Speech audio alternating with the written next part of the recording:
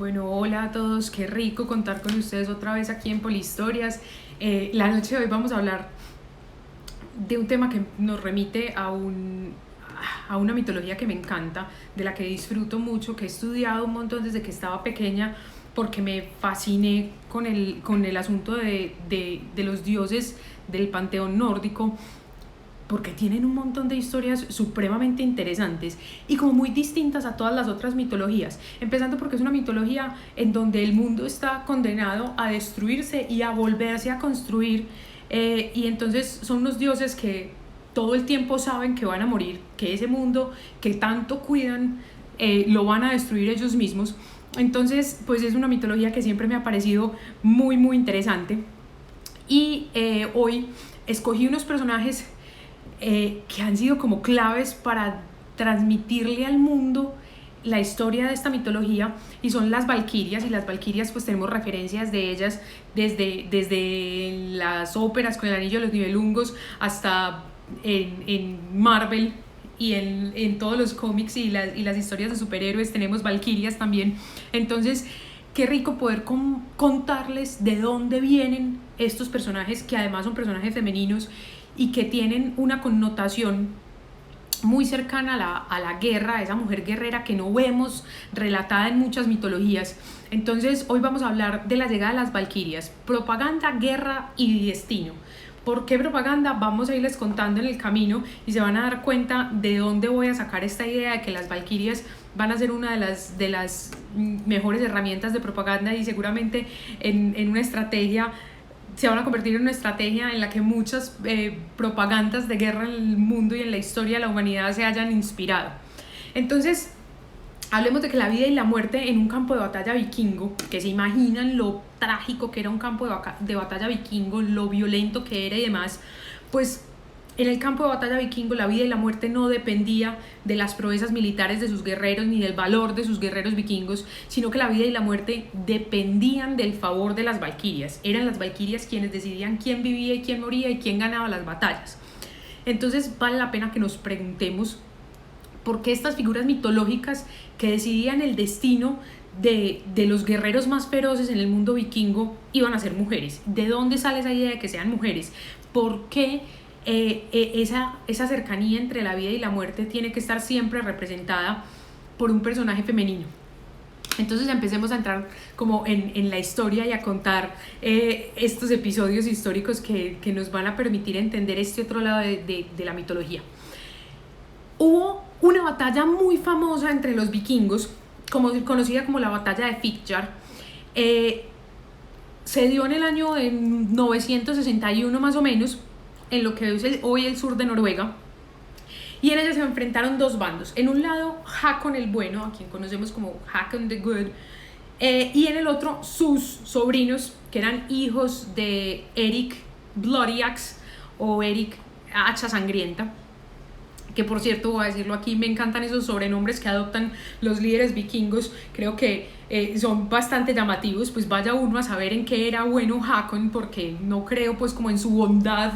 per se que fuera un hombre muy bueno cuando estaba decidiendo batallas de este calibre. Pero entonces esto es otro asunto que pasa muchísimo, esas batallas familiares, y para los que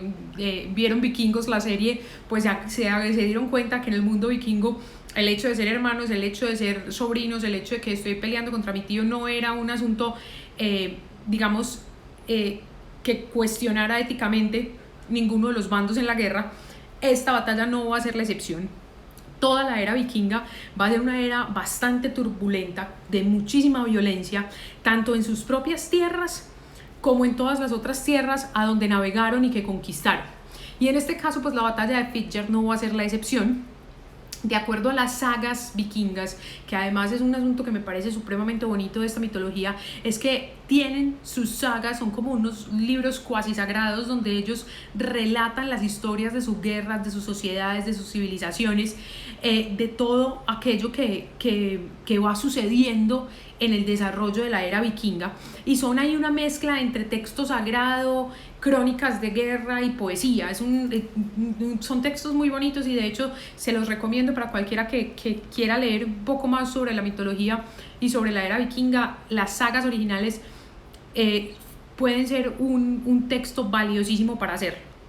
Entonces, les volvemos al cuento que les estaba diciendo. Esta historia pues entre la guerra entre estos hermanos y su tío. Estos dos hermanos habían intentado múltiples veces hacerse con el trono de Noruega y entonces ellos habían fallado. Hakon, su tío, siempre había repelido los ataques y tenía un ejército supremamente poderoso, y cuentan que era un genio militar, pues supremamente buen estratega en la batalla. Pero la batalla de Fitjar va a ser su última batalla, lo que no quiere decir que haya perdido el trono de Noruega, pero sí que Hakon va a morir posteriormente debido a las múltiples heridas que recibe durante esta batalla. Uno de estos poemas que escribieron posteriormente en su nombre para relatar cómo había sido como esta historia de Hakon el Bueno, nos va a narrar primero que todo su gran valor como guerrero y le atribuye grandes proezas militares y demás, pero además nos va a contar que su destino final va a estar en manos de dos valquirias, Gondul y Skogul, y ellas van a ser quienes deciden qué pasa con la vida de Hakon. Y aunque deciden finalmente darle la batalla o la victoria en la batalla al lado de Hakon, van a decidir reclamar para sí y para Odín al gran guerrero. ¿Qué quiere decir esto? Resulta que Odín en el Valhalla está convocando los grandes guerreros para que hagan parte de sus ejércitos, de sus huestes, para enfrentarse al Ragnarok, que es el final de los tiempos, en las grandes batallas. Entonces, de esta manera y en este poema nos enteramos cuál es el resultado de la batalla, y además que ese resultado de la batalla no tenía nada, absolutamente nada que ver con lo buenos guerreros que fueran o con las tácticas militares de Hakon, sino que el final de esa batalla iba a depender del favor divino. Ahí no iba a contar si Hakon era buen guerrero, buen líder militar, tenía buena estrategia, o que de la cantidad de guerreros que tuviera, o que entre sus miles de guerreros tuviera las escuderas más poderosas, no sé, lideradas por la misma Lagertha. No iba a contar, porque por encima de ellas estaban las valquirias y eran quienes iban a decidir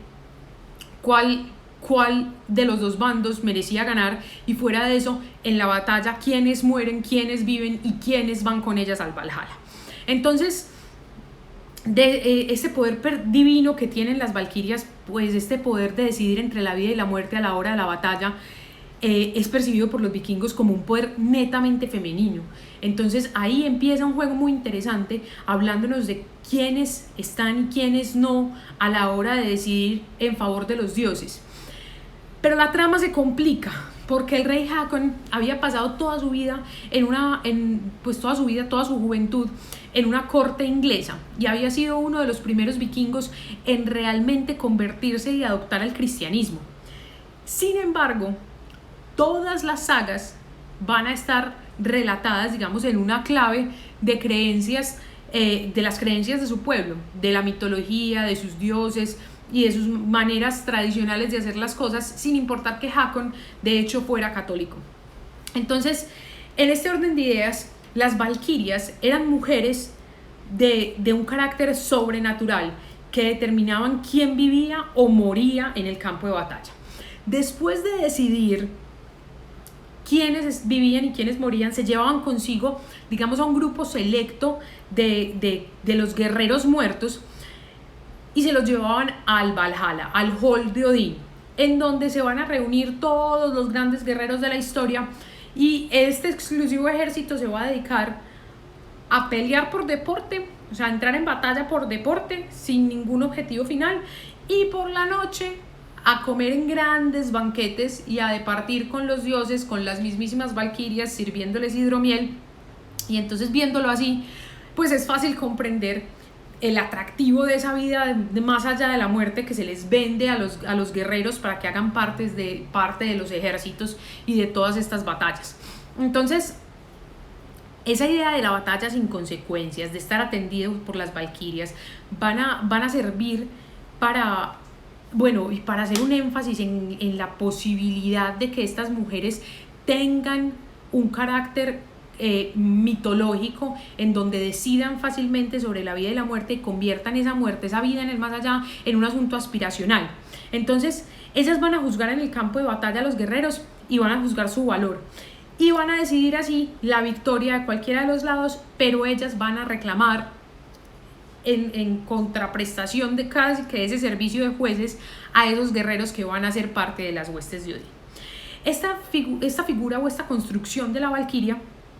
nos cuestiona bastante porque pues aun cuando sabemos y reconocemos que en el mundo de la guerra vikingo habían mujeres y mujeres guerreras y mujeres que fueron importantes y que se relataron en las sagas, finalmente el campo de la guerra era un campo dominado por hombres y entonces tiene uno que preguntarse por qué no habría de ser el mismísimo Odín quien reclamara o quien juzgara a sus guerreros para llevarlos a los halls del Valhalla, sino que fueran estas mujeres. Pues los poetas van a empezar a nombrarlas a ellas como las mujeres de espadas, las mujeres de escudos, las guerreras, las diosas guerreras, y así nos van a contar cómo van a relacionarse con los hombres.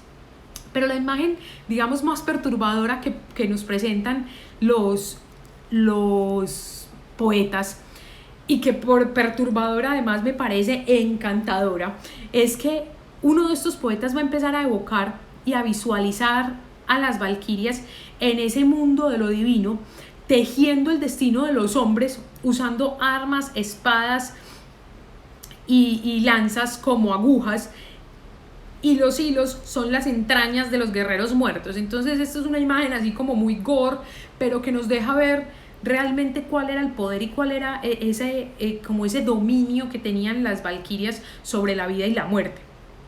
Y entonces en esta imagen, ahí sí tiene que decir uno que las valquirias le van a decir a las mismísimas moiras de la mitología griega: quite que ahí voy yo, y si ustedes se ven súper extrañas pasándose un ojo de la una a la otra, pues nosotros tenemos el destino de los hombres con sus propias entrañas. Entonces pues es una imagen bastante particular. Pero volvamos entonces a preguntarnos por qué en un mundo como el vikingo las decisiones sobre la vida y la muerte las van a tomar seres femeninos. Una de las respuestas más interesantes quizá, y digamos que quizá la más racional o la más racionalizada, es que los reyes debían convencer a los hombres, a múltiples hombres, a cantidades gigantes de hombres, de que fueran con ellos a la batalla y que posiblemente murieran en esas batallas. Entonces, para convencerlos, van a convertir esa muerte en batalla en algo aspiracional, algo a lo que el hombre aspira y que está dispuesto a dejar su vida en ello. Y entonces, además de darles cientos de regalos, de prometerles títulos sobre tierras, sobre las tierras conquistadas y demás, y otros reinados, y creaban reinados de la nada para convencer a esos hombres de que vinieran a la batalla, pues les vendían esta idea de que el morir en batalla significaba la posibilidad de acceder al Valhalla de la mano de las valquirias y estar de fiesta y de juerga con los dioses por el resto de la historia hasta que llegara el Ragnarok. Entonces, digamos que además, para vender esa idea, los poetas se encargaron de idealizar la figura de las valquirias, y entonces eran mujeres hermosas, eran grandes amantes que tenían fama, pero además de las que se decía que solamente los muertos, los guerreros muertos, eran quienes tenían acceso a esos favores o a ellas como amantes. Y digamos que así con ese poder definido sobre la muerte de los héroes, las valquirias tienen un papel fundamental, y es finalmente el de ser propaganda. Y aquí voy al asunto de que las valquirias se convierten en la primera herramienta de propaganda de guerra de la historia. O sea, al mejor estilo del tío Sam o del Tercer Reich, ellas van a ir haciendo parte de un sistema propagandístico para venderle a los hombres la idea de que fueran a la guerra y de que lo que pudiera pasarles en ella iba a ser un honor para ellos y para sus familias. Eran pues las valquirias las diosas de la propaganda de la guerra, y eran capaces de convencer a miles de morir, de sacrificar sus vidas por obtener su beneplácito y un lugar en el Valhalla entre las huestes de Odín. eran ellas las únicas capaces, digamos, como de banalizar el sentido de la guerra, haciendo del terror de la muerte en la guerra y de toda esta guerra supremamente violenta y sangrienta, un asunto trivial como paso a esa vida después de la muerte, donde ofrecían una gran felicidad. Entonces, al banalizar la guerra, empezaron a racionalizar las cosas, y era la única manera de darle explicaciones a ciertas injusticias de la guerra, a ciertas cosas que pasan en batalla. Y entonces la flecha que va sin rumbo y atraviesa el corazón de un guerrero se convierte en una flecha que ya no va sin rumbo, sino que va guiada por la mano de la valquiria,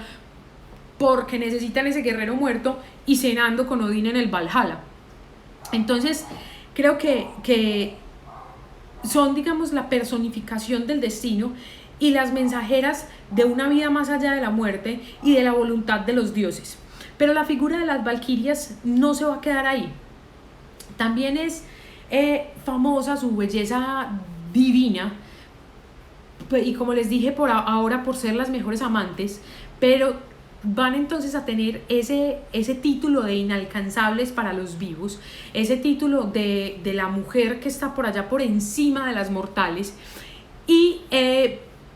los únicos que van a poder tenerlas y que van a acceder a ellos son los que supuestamente ya están muertos. Pero hay varias historias sobre valquirias donde, digamos que a la mejor manera de las hechiceras de la mitología griega y romana, pues en esa mitología clásica, las valquirias también se van a enamorar de los hombres, y ese hecho de enamorarse de algunos hombres, no de cualquiera, de héroes, grandes héroes de la mitología y de grandes héroes de batalla de la historia, va a traer múltiples desgracias, porque su amor es desmedido, porque empiezan a usar sus poderes para interceder en su nombre, para resolver o digamos que cambiar el resultado de las batallas e interceder ante los dioses por esos hombres a los que aman. Y eso va a acarrear un montón de desgracias. De hecho, siempre van a terminar siendo las valquirias quienes terminan ahogadas en su propio llanto, precisamente cuando dejan que esto suceda, que se enamoran de los hombres. Y entonces así nos queda clara que la valquiria va casi que a encarnar todas las facetas de la mujer en el mundo vikingo. Y entonces son las agentes de la vida y de la muerte, son ellas quienes deciden quiénes viven y quiénes mueren. Son las motivadoras perfectas de la propaganda para alimentar la guerra con seres humanos. Son supremamente poderosas y cercanas a los dioses. Ellas interceden frente a los dioses para decidir cuáles serán los resultados de las batallas, y fuera de eso van a tejer el destino de los hombres. Entonces son un concepto central en ese mundo, digamos, violento de la era vikinga, y van a ser parte fundamental del encanto que tienen hoy todos estos tiempos y sus relatos para el mundo actual. Las valquirias van a bajar a contarnos la historia de los dioses, pero van a bajar también a decirnos que en el mundo de la guerra son ellas quienes deciden quién vive y quién muere. Entonces creo que el hablar hoy en día de la figura de las valquirias nos tiene que llevar también a pensar en cómo esa construcción de lo femenino viene a darnos como una idea diferente de ver la mujer. O sea, creo que el hecho de traer una mitología distinta a que nos hable de construcciones de lo femenino, y no solamente quedarnos con el mundo grecorromano, con el mundo judio-cristiano, que es el que ha moldeado la historia de Occidente, sino que abramos la puerta para dejar entrar estas otras mitologías y estas otras construcciones de lo femenino que se dieron, digamos, en situaciones y en mundos paralelos y que fueron conquistados por ese mundo judio-cristiano. Nos puede dar luces de cómo vemos hoy a la mujer comportarse en un mundo donde las cosas cambian rapidísimo y donde también podemos entender el poder de lo femenino de una manera diferente. Mil gracias por estar conmigo hoy en este Polihistorias. Ojalá me dejen mensajes y preguntas y me cuenten cómo les ha parecido. en los comentarios del video, me pueden escribir por mensaje directo. Y muchísimas gracias una vez más por acompañarnos. Nos vemos, creo que dentro de 8 días vamos a tener una invitada muy especial para hablar de cómo las ideas de brujería, de hechicería, de chamanería han permeado nuestra sociedad antioqueña por medio de la mujer, y que vamos a tener una conversación muy chévere con una autora y una escritora colombiana que qué rico que nos pueda acompañar en Polihistorias también. Nos vemos en la próxima.